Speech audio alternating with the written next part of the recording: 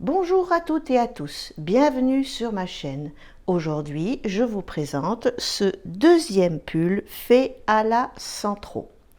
Alors, comme vous pouvez le constater, il est fait que de jersey avec des petites bordures au crochet en mailles serrées, toutes simples. Bien sûr, on aura une couture dans le dos, mais si elle est bien faite, eh bien, écoutez, ça se voit quasiment pas. Voilà, bah écoutez, je vais vous donner les explications et on va refaire ce pull ensemble. Je vous montre ce modèle d'un peu plus près. Donc vous voyez là, on a fait un petit col carré.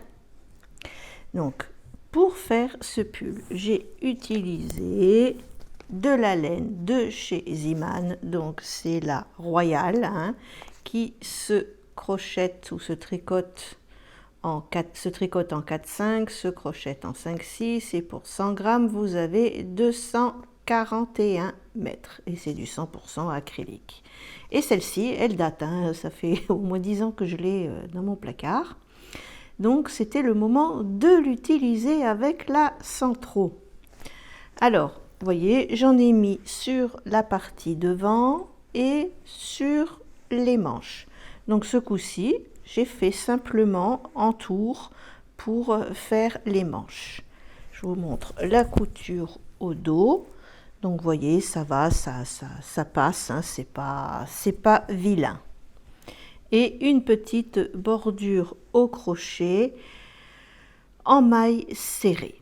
Alors, pour le pull que l'on va faire ce coup-ci, je ne vais pas refaire le même avec les mêmes couleurs.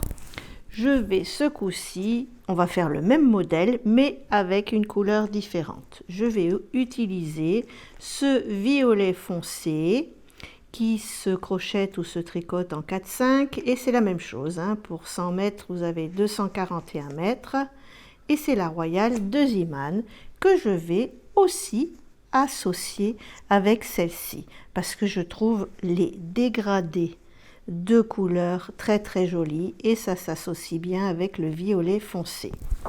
Donc indispensable, bien sûr, c'est le calculateur de mailles parce qu'on reste dans le pull fait sur mesure.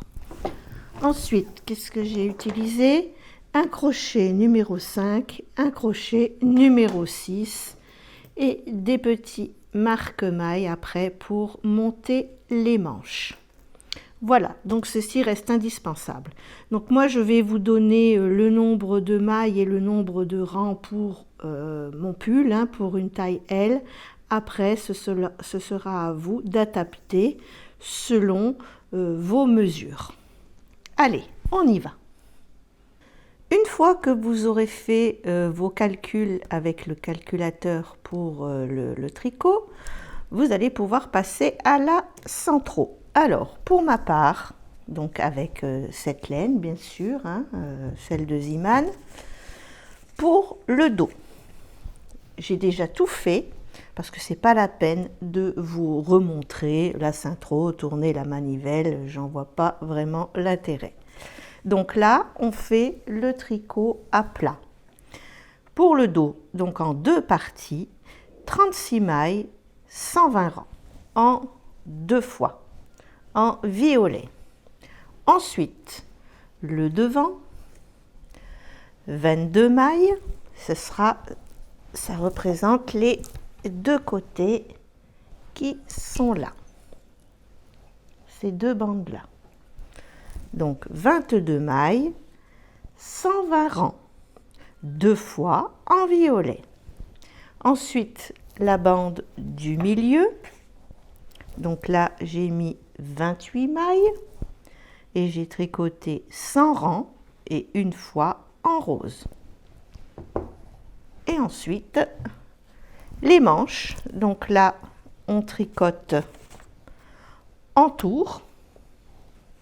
Donc j'ai fait 60 rangs en violet et 20 rangs en rose. Et bien sûr, sur chaque partie, j'ai fait une couleur contrastante, que ce soit au début ou à la fin, parce qu'on va reprendre les mailles au crochet, c'est bien plus joli. On va commencer l'assemblage. Donc on va d'abord assembler les deux parties qu'on a tricotées du dos. Donc on laisse sur l'endroit de chaque côté. Là je vais m'approcher pour que vous puissiez vraiment bien y voir. Hop, voilà, là je suis centrée. Peut-être même encore un peu plus.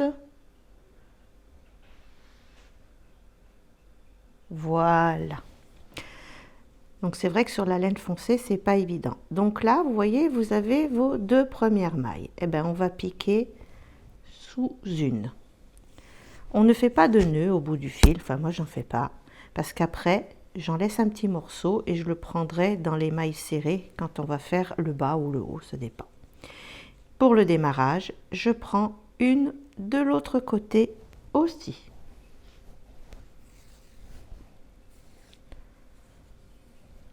Voilà, on va faire une couture différente. C'est toujours les premiers points qui sont un petit peu... Faut pas trop tirer dessus parce que comme on n'a pas fait de nœud, simplement il faut qu'on soit bien là au départ, que ce soit bien juste. Ensuite, au lieu de prendre une maille par une maille, maintenant on va en prendre deux. Deux de ce côté. Deux de l'autre côté.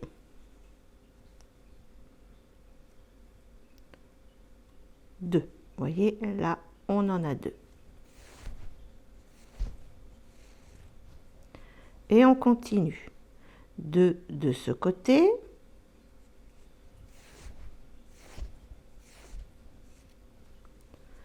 Deux de ce côté.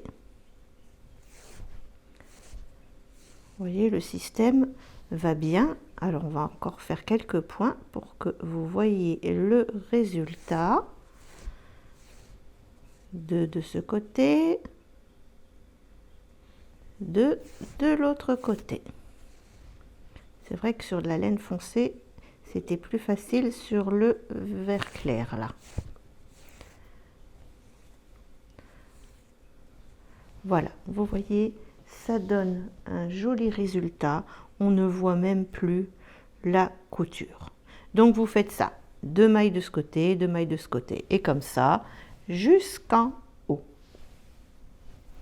J'arrive à mon dernier point, et ben je prends mes deux mailles et là on va simplement faire, on prend les deux mailles là, hop, et un petit point d'arrêt. Voilà, on coupe pas le fil parce que on le coupera tout à l'heure quand on fera les mailles serrées. Donc, vous voyez, on a une couture très jolie qui ne se voit quasiment pas. Maintenant, on va assembler ces parties-là.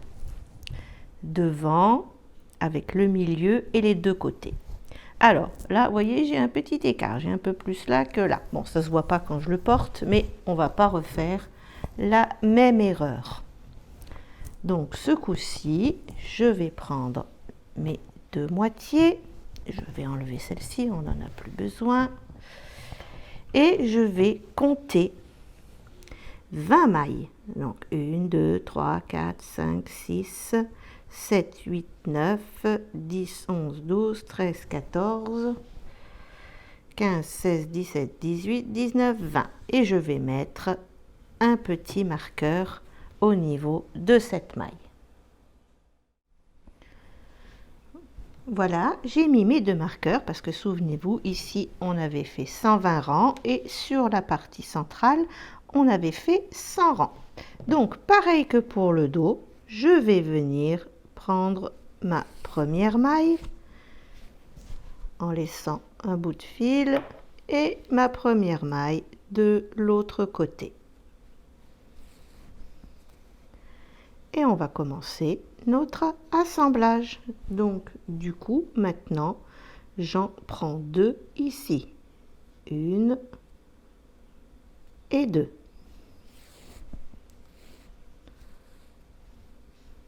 Voilà, j'en prends deux de l'autre côté. Une et 2. Voilà, c'est exactement pareil que pour le dos. Donc, 1, 2. Vaut mieux compter, comme ça on tombe juste après en bas. 1 et 2. Vous voyez, et ça va vraiment nous faire une jolie petite couture qui ne se verra pas, enfin qui sera parfaitement bien assemblée. 1 et 2. Voilà, voilà le résultat. Donc c'est super joli. Voilà, donc vous allez faire la couture du premier côté et après, pareil, vous commencez au marqueur et vous faites la couture de l'autre côté. Et je vous retrouve tout de suite après. Voilà, l'assemblage des deux parties est terminé. Maintenant, on va s'occuper de faire une bordure au crochet pour les épaules. Alors, je me rapproche à nouveau. Voilà, vous voyez ici, on a bien, vous voyez avec la couleur qui est contrastante, on sait qu'on doit prendre chaque maille. Donc, pour les épaules, j'utilise un crochet numéro 5. Voilà. Et je pique dans la première. Voilà, et on va faire simplement de la maille serrée dans chaque maille violette, ce qui vous permettra d'avoir une jolie bordure terminée. Vous voyez, c'est tout simple. Ben après, il suffira d'enlever la partie grise et on aura notre bordure de fini. Je vais vous montrer ça. Voilà, la partie crochet est terminée.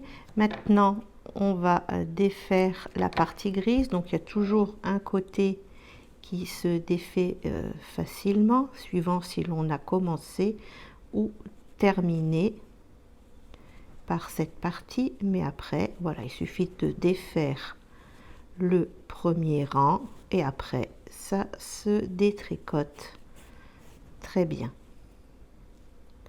Hop. Voilà. Et il ne reste plus qu'à défaire. Et bien sûr, on peut garder tous ces petits morceaux pour refaire après des coutures. Enfin, des coutures, oui, on peut même refaire des coutures avec. Voilà, enfin bon, là j'ai fait un méli-mélo, mais le résultat est que vous avez votre bordure de fini. Donc vous allez faire la même chose pour l'autre épaule et pour le haut du dos. Donc il nous faut notre bordure au crochet. Maintenant, nous allons nous occuper d'assembler les deux épaules. Donc vous voyez, j'en ai déjà fait une. Donc on reprend le même système, hein. On vient sur l'endroit, on va laisser un peu plus de fil, et on va sur l'autre côté, et on démarre. C'est les premiers points souvent qui sont un peu fastidieux, mais il faut bien tenir votre travail. Et après, ça va tout seul. Voilà. Voilà, donc à chaque fois, on prend 2 brins. Voilà. Voilà, donc vous faites les 2 épaules de cette manière. Et vous rentrez tous les fils. Maintenant, nous allons nous occuper des manches. Donc sur le haut de la manche, sur cette partie qui va être raccordée au pull, on va rattraper nos mailles. Donc ce coup-ci, on va prendre un crochet numéro 6 parce que pour donner plus d'amplitude à la manche. Hop, je rentre mon petit bout et je fais ma première maille serrée. Donc toujours pareil, hein, on vient dans la petite maille violette là et on fait nos mailles serrées. Après on détricote le gris et on refait la même chose pour l'autre manche. Voilà, donc vous voyez, c'est toujours pareil. Donc c'est un modèle qui est vraiment très facile. Le seul truc qui est un petit peu difficile, c'est de raccorder les manches. Mais on va trouver une solution qui va nous faciliter la vie. Alors maintenant, nous allons nous occuper des manches. J'en ai déjà monté une. Donc vous voyez, les coutures sont quand même, ça va, c'est joli. Il n'y a pas de souci. Alors, comment je m'y suis prise? Je vous montre ça. Donc je prends ma manche, je prends chaque côté et j'étire bien. Ensuite, je garde un côté et je vais sur l'épaule et mettre une épingle.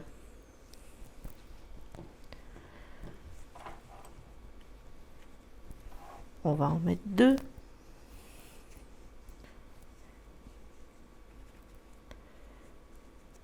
Voilà, comme ça, on a une approximation. Voilà. Mais ce qu'il faut faire en premier, on va faire une couture. Il faut que je prenne un fil plus long, ce qui va me servir pour la manche aussi. Hop. On va commencer à faire le côté. C'est beaucoup plus facile après pour monter la manche. Donc, pareil. On commence sur la première maille, on va de l'autre côté et on fait pareil, on prend une maille. En fait, c'est le même système pour tout le pull. Voilà. Et là, on est bien, on démarre très bien. Ensuite, eh bien, on prend 2 par 2. Un coup d'un côté, un coup de l'autre. Vous voyez, ça va faire une belle couture. Et on va à peu près faire jusqu'à ce niveau-là. Voilà. En tirant bien la manche, on va dire ici. Et on va se mettre un petit point de repère. Donc on va coudre le côté déjà sur toute cette longueur. Voilà, j'ai fait la couture du côté jusqu'à la même hauteur que j'ai fait l'autre manche. Hein. Et maintenant, je vais bien mettre mes petites pinces. Donc, ici, je suis à la moitié de ma manche. Donc, je la pince là sur mon repère. Et bien, je vais mettre bien des petites pinces d'un côté et de l'autre. Voilà, je vais de l'autre côté et pareil, je vais mettre des petites pinces pour être bien, que ma manche soit bien centrée, qu'il n'y en ait pas plus d'un côté ou de l'autre. Voilà, comme ça ma manche est montée avec les épingles. Maintenant, il ne me reste plus qu'à reprendre mon fil et mon aiguille. Je mets ma main à l'intérieur. Donc là, je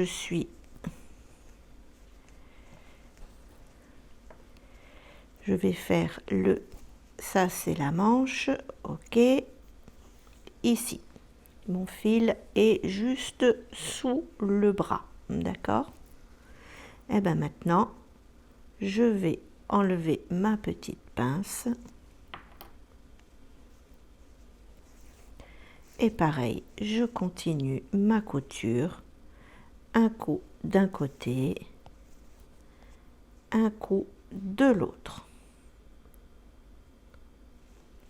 Voilà, et je fais tout le tour de ma manche de cette manière. Alors ne serrez pas, parce que quand on a pris les mesures, on a bien écarté la manche. Voilà, vous voyez, parce que comme ça, on n'aura pas de petits bourrelets au niveau de la couture.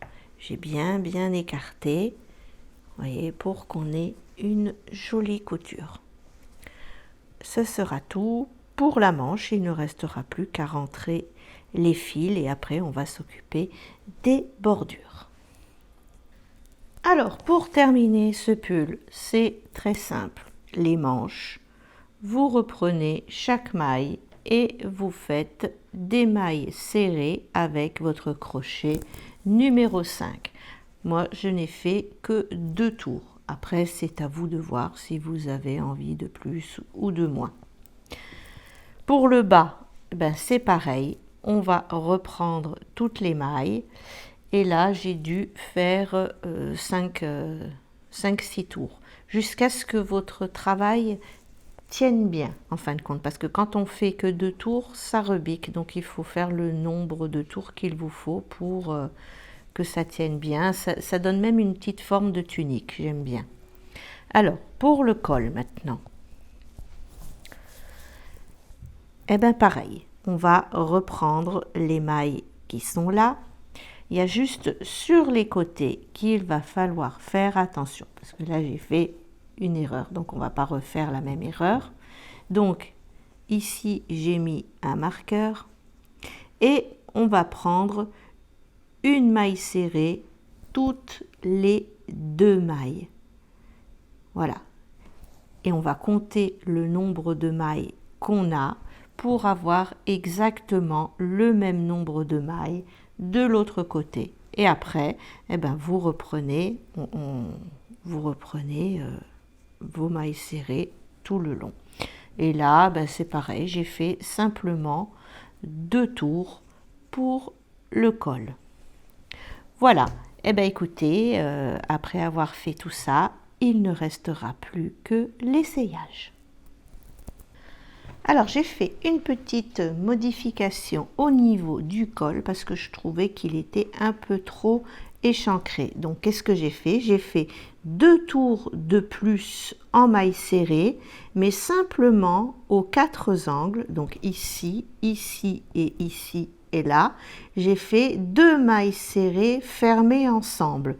Parce que sinon après, ça, si vous ne le faites pas, ça va faire des trucs en plus, là, je sais plus comment on dit, des petites vagues. Voilà. Donc, au total, 2 rangs en plus et ce qui nous fait 8 mailles serrées en moins. Donc, 1, 2, 3, 4, premier tour, 1, 2, 3, 4, deuxième tour. Voilà. Et là, j'ai essayé et ça me convient parfaitement bien. Après, si vous aimez que c'est plus échancré, c'est à vous d'essayer et de voir ce qui vous convient le mieux. Et bien voilà, ce pull est terminé. Écoutez, je suis vraiment ravie du résultat. Un pull tunique sur mesure qui me tombe bien. La couture dans le dos ne se voit pas, hein, c'est bien assemblé. Ben écoutez, j'espère que ce tuto vous plaira et je vous dis à bientôt. Dorénavant, vous pouvez me commander directement les PDF ainsi que les tenues sur mon site internet. Vous avez le lien dans la description de la vidéo. Merci beaucoup de votre soutien. À bientôt.